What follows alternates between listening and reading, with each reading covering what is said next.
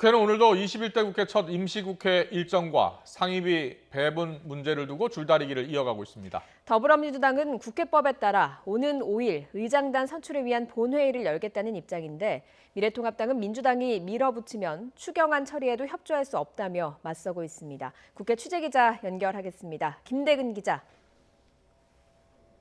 네, 국회입니다.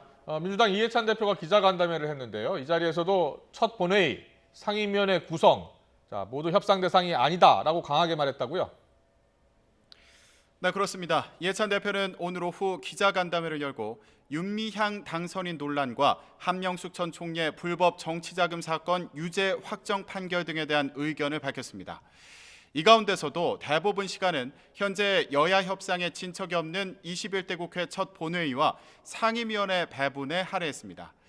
이 대표는 오는 5일 본회의를 열어 의장단을 선출하고 8일엔 각 상임위원회 위원장을 선출하도록 한 건 법적으로 정해진 절차로 여야 협상의 대상이 아니라고 말했습니다.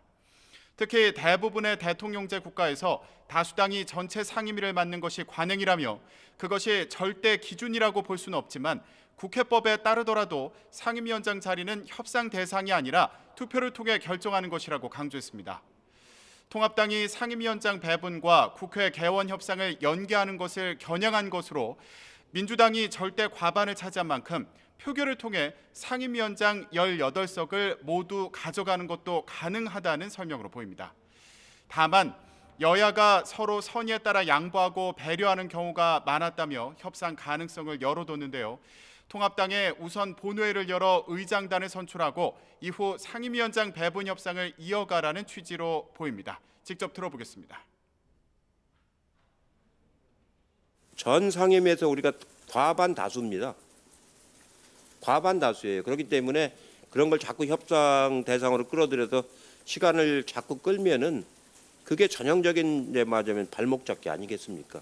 서로 간에 양보해서 배려를 해주는 경우들은 많이 있습니다.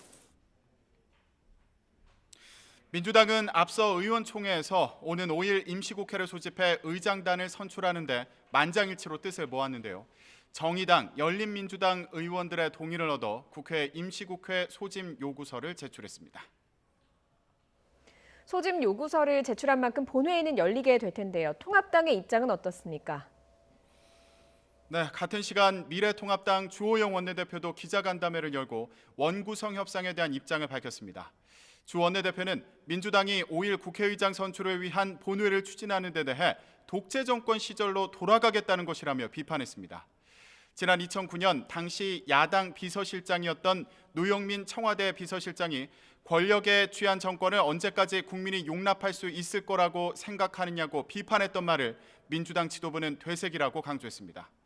또 자체 법률 검토 결과 민주당이 의석이 많아도 통합당과 합의 없이 의장단 선출을 위한 본회의를 열 수 없다고 주장했습니다.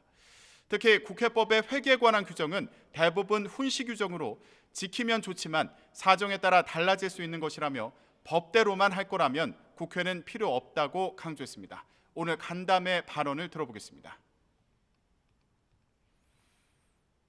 177석의 정당이 국회 법대로를 외치면 국회는 필요 없는 것이고 야당도 필요 없는 것입니다. 결국 민주당은 민주화 세력이라고 주장을 하면서 독재와 싸웠던 것이 아니고 독재가 하고 싶었던 것이라는 뼈아픈 지적을 새겨듣기 바랍니다.